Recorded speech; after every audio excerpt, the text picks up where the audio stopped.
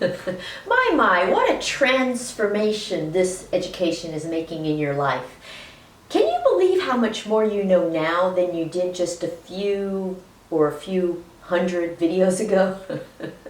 This is a comprehensive menopause education that I have created to completely transform your menopause into the best part of your life. And this particular unit is on cervical cancer. And this particular video is video number 342. It's the third video in the unit. And it's all about the anatomy of your cervix and how it relates to cervical cancer. Now, this entire unit is an extra. It isn't even in my book, but that doesn't mean you shouldn't get the book, because if you get the book, you'll use it nearly every day to refer to something. This video and this unit on cervical cancer will help you to understand how much endometrial uterine cancer, which is common in menopausal women, differs from cervical cancer, which is not very common in menopausal women. Now, I gave you your very first anatomy lesson way back in video number 7. And in that video, I used a bagel to demonstrate the appearance of your cervix. It's just such a perfect prop for it. And I'll be using a bagel again today. But first, I want to put things into perspective by showing you your entire reproductive tract. So what I have here is a model of what your pelvis looks like if you cut your body right down the middle and separate it into right and left sides. So this is your belly here. This is your back with your spine. Here are the legs. And everything you see in this model represents everything that is in your pelvis. But I want to use this model to separate all your reproductive organs into two groups. Those that are in contact with the outside world and those that are not. Now I know that sounds strange, but it'll make sense to you soon enough. What we're going to do is just distinguish each organ by labeling it an outside organ or an inside organ. So let's start here with your vulva. What you see here is your vulva, which is the mound of tissue you can see between your legs. And obviously, it's an outside organ. And it's so far outside that you can actually see it with your own eyes. Well, your vulva leads to your vagina. And now, I know you can't see your own vagina. Well, not that well anyway. Actually, there are some yoga poses that enable you to see the outermost part of it quite easily. But not many women do those poses. And those of us who do usually have yoga attire on covering our vagina, so we don't usually see it then much anyway. Besides, the postures I'm talking about are the stuff of Cirque du Soleil.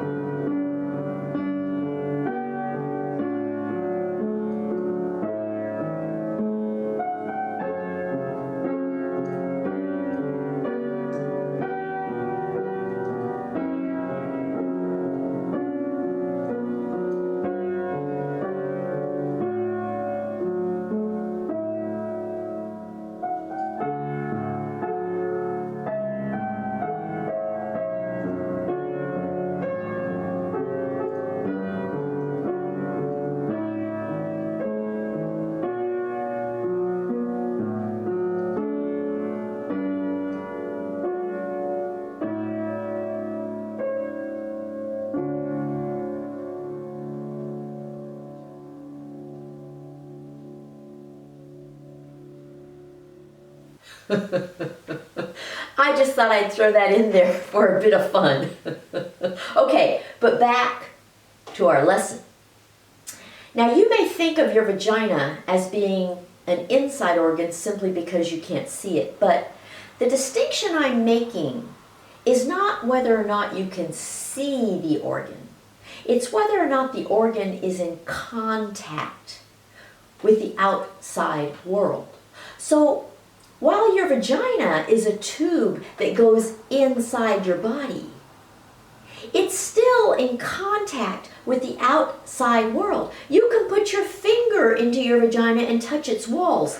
That constitutes contact with the outside world. And intercourse involves putting a penis into your vagina. That constitutes contact with the outside world. Inserting a tampon to collect your menstrual flow into your vagina, or even a diaphragm for contraception into your vagina, both constitute contact with the outside world. So for purposes of our anatomy lesson today, your vagina is in contact with the outside world. So now I'm going to switch props. I want you to look at this pelvis. This is the same idea as the last model. Here you have your belly, here's the butt, your butt. This is your vulva, and everything back here would be your torso and your head, okay? But instead of being able to see your reproductive organs only from the side on this model allows you to see your reproductive organs three-dimensionally. So if I turn it here toward you, as if you're looking directly at a vagina, you can see all the way into the vagina. And this again confirms that your vagina is in contact with the outside world. And if you look all the way into the vagina, you see what looks just like a bagel. Do you see how similar the cervix is to a bagel? That cervix is at the very top of your vagina. That round pink thing that looks just like a bagel. But your cervix is the last thing you can see in your vagina. So it's at a dead end, so to speak. This part of your cervix that is visible by looking into your vagina is in contact with the outside world. The fact that your doctor can see it on pelvic inspection means that it's in contact with the outside world. The fact that he or she can touch it on pelvic exam means that it is in contact with the outside world. The fact that he or she can get a sample of cells from it for a pap smear or an HPV test means that it's in contact with the outside world.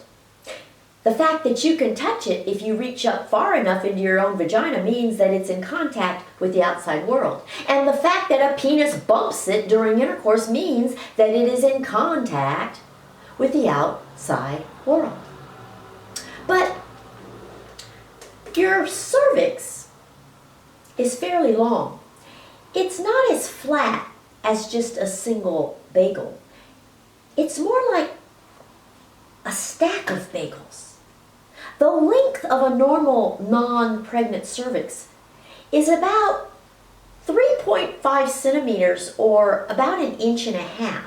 That's why labor for delivering a baby involves something called effacement. Effacement is the thinning of your cervix so that it becomes completely flat like a pancake, which enables it then to dilate fully to let the baby out. So you actually have half of your cervix protruding into your vagina, exposed to the outside world, and the other half hidden up inside your pelvis, unexposed to the outside world. So your cervix has an upper half and a lower half. So if I put a barrier between these two bagels, what you see is that half of your cervix is below the barrier, exposed to the outside world. And the other half is hidden up inside your pelvis. This represents how your cervix is separated in terms of half of it being in touch with the outside world and half with the inside world. So now, if I turn this model of ours to the side, what you can see is that your cervix leads to and is actually part of your uterus. So here's your cervix here, and it goes all the way up into the uterus. If I separate this so that you can actually see the inside part, here's the cervix, and here's the uterus. But part of your cervix is up here. So even though they are two completely separate structures with two completely separate functions, they are connected. Your cervix and uterus are connected, but they're totally separate.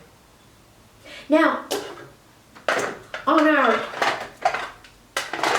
our menopause tailored uterus and cervix model here, you can see that the part up here is the uterus, and you can see that the part down here is your cervix. So there you go, cervix down low, uterus up high. And the transition from one to the other is so smooth that you really can't say where your cervix ends and your uterus begins. So here is the model I have used in the past to represent your uterus and your cervix. Where does one end and the other begin? Do you see what I mean by the transition is invisible? But you know that your uterus is not in contact with the outside world. It is completely hidden. So what I've done with our model here is I have drawn a red line right here to designate the transition from the part of your cervix that is in contact with the outside world and the part that is not. And what you see is that your uterus is completely hidden from view if you look into your vagina. So if you look into your vagina here, like this, you can't see your uterus. It's hidden from the view from your vagina. It's also hidden from touch. So your uterus is definitely an inside organ. Okay? And then, if you look at the very top part of your uterus up here, you see that it branches out into fallopian tubes and on each side. So these wings that come out on the sides, that's fallopian tubes. Here's another model showing this. Here you have your cervix down here that's exposed to the vagina and outside world. You have the cervix up here, you have your uterus, and you have these structures coming out to the sides that are the fallopian tubes, okay? And then if you notice that dangling from the fallopian tubes are ovaries. And you see that the fallopian tubes and the ovaries are way up high here with the top part of your uterus.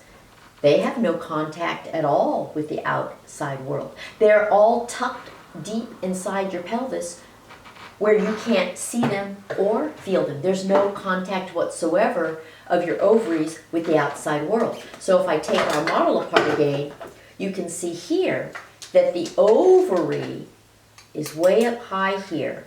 And the most that you can see from your vagina, and the most that's in contact with the outside world, is this part of the cervix. So there you have it.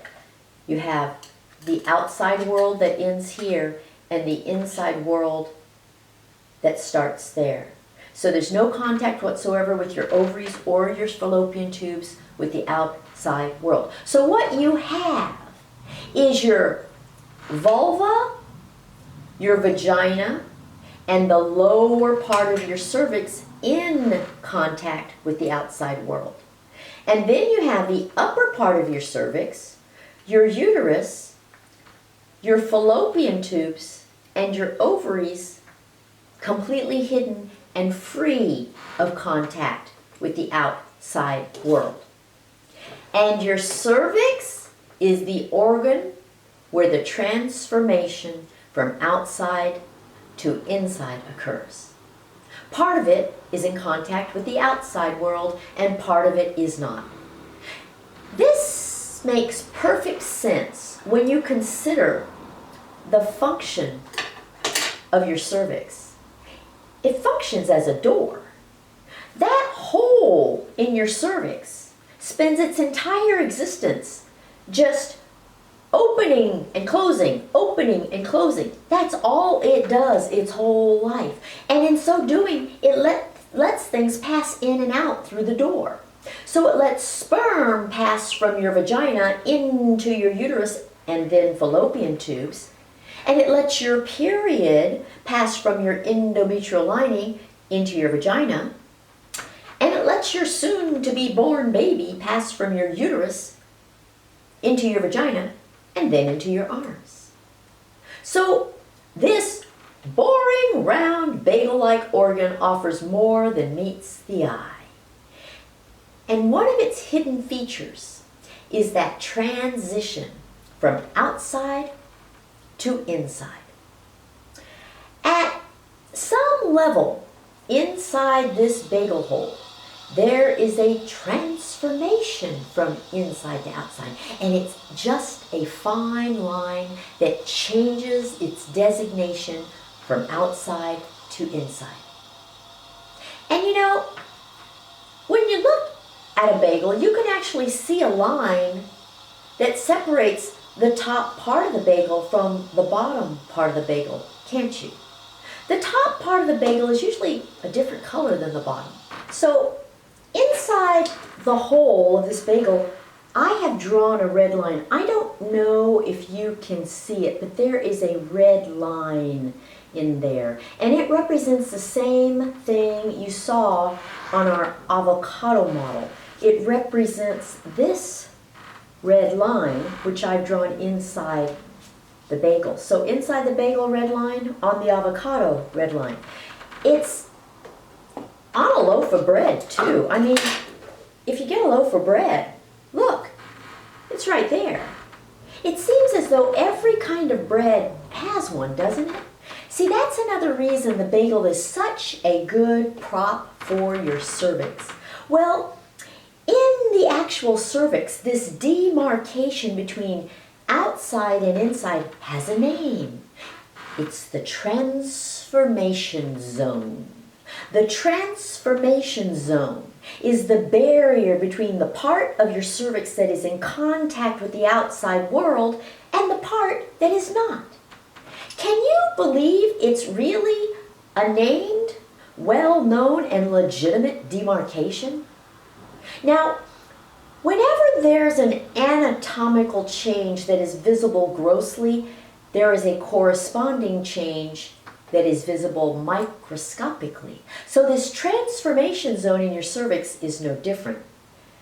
To make sense of it, let's consider the different functions of your uterus and cervix. Your uterus functions as a baby carriage. Its job is to form a nice, thick cushion for a developing fetus to burrow into as it grows. And it does this by responding to estrogen and progesterone. The very fact that this tissue responds to these two hormones tells you that the cells inside your uterus are cushy, columnar, glandular cells. Glands secrete and respond to hormones. That's why endometrial uterine cancer is a cancer that involves glandular cells as the cell type. You learned that in video 320. You learned that endometrial uterine cancer is an adenocarcinoma. Adeno means gland. Now, if you contrast that with your cervix functions in opening and closing to let things go in and out of your uterus like a door. One side of the door is in contact with the outside world. The other side is not. So your cervical door has one vaginal side and one uterine side. Whether you look at it as a bagel or here, one vaginal side and one uterine side. And the side of the door that is in contact with your uterus has the same glandular columnar cells that are in your uterus. So these cells that are actually part of your cervix, but up here next to your uterus, are the same. And why wouldn't they be? The uterine side of your cervical door does not come into contact with the outside world. It's tucked up inside. Glandular cells are soft and cushy. They have to be in order to secrete hormones and cushion a fetus. And these glandular cells that line the inside of your uterus are called columnar cells. Columnar cells are glandular cells that are columnar in shape, and they're thick and cushy, but fragile. They are not designed to withstand trauma.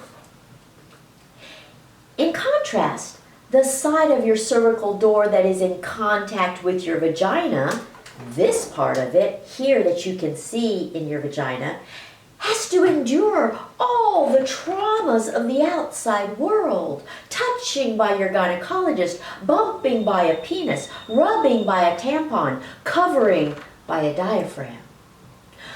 Soft glandular cells could never handle all that trauma. They are only suited for protected areas. So instead of having glandular cells lining the vaginal side of your cervix, you have skin cells. Skin cells are hardy. They can withstand all sorts of trauma. That's why you have skin covering your entire body. It can endure all sorts of things. And there are different kinds of skin cells. The ones that cover the vaginal side of your cervix are called squamous cells. Squamous cells are flat, thin, tough cells that can withstand trauma. So the transformation zone in your cervix that demarcates the transition from outside to inside is the location of change from one of these cell types to the other type. It's the change from the fragile columnar cells inside to the strong squamous cells outside. And that's why it's called a transformation zone. On our avocado model, I've designated this difference in cell types by coloring the cushy, thick, fragile columnar glandular cells of your uterus in red, and then coloring the flat, thin, tough, squamous cells of your cervix in brown. And since the outside part contains the squamous skin cells, while the inside part consists of adenomatous columnar cells, the medical name of the transformation zone is the squamo-columnar junction. The squamo-columnar junction, or SCJ, is the transformation zone between the vaginal side of your cervix that is in contact with the outside world and the uterine side of your cervix that is not in contact with the outside world. So the formal name of this transition zone is squamo-columnar junction. And the reason I took so much time to elucidate this fine line in your cervix is because this is where cervical cancer originates. Well over 90% of cervical cancers start at the squamo-columnar junction. Now, recall that I told you in video 320 that glandular cell cancers are adenocarcinomas. Well, skin cell cancers are epithelial cell cancers. Epithelial means skin. So while your cervix looks like nothing but a boring bagel and functions as nothing more than a door, this fine line between the inside and the outside is the most important part of your cervix with regard to cervical cancer. It's where the adenomatous glandular cells of your endometrial cavity end and the squamous epithelial cells of your cervix begin. The squamo-columnar junction, or the transformation zone, is where the transformation from normal cells to abnormal cells occurs to cause cervical cancer. Scary, isn't it? This reminds me of a television show that was on TV when I was a kid. It was called Rod Sterling's Twilight Zone. I never watched it because it was just too creepy for me. The name alone frightened me. It was science fiction and very distorted. And I've never been able to watch things like that. Not only is my mind way too concrete to have any idea what's going on, but they also just scare me to death. I mean, science is my thing. Science fiction is not. I've never even seen a Star Wars movie, and I have no desire to do so. I know I wouldn't understand it, and I'd probably hate it. Boy, I'm boring, aren't I? No, I'll stick to real science, thank you very much. It makes sense to me. Science fiction does not. So now you know much more about your cervix than you learned back in video 7. And this transformation zone is so important that it deserved a video dedicated solely to it. So the summary for today is this. Your cervix consists of a lower part and an upper part. The lower part is that is in contact with the outside world consists of flat, thin, tough, squamous skin cells. The upper part that is not in contact with the outside world consists of cushy, thick, fragile, columnar glandular cells. The transition zone between the two is called the squamo-columnar junction. And this is where the vast majority of cervical cancers begin. Alrighty, my dears, that's all for today. I think you're going to find this cervical cancer unit very interesting. So come back for more next week when I'll teach you about the pathology of cervical cancer. If you have anything you want to understand more fully, just schedule a consultation with me at menopausetailor.me. I'll explain it in a language you can definitely understand. I won't make you feel like the Twilight Zone made me feel. I'll see you on Facebook, Twitter, Pinterest, and Instagram if you're so inclined. And please subscribe and get everyone you know to do the same to both my channel and my newsletter. Bye!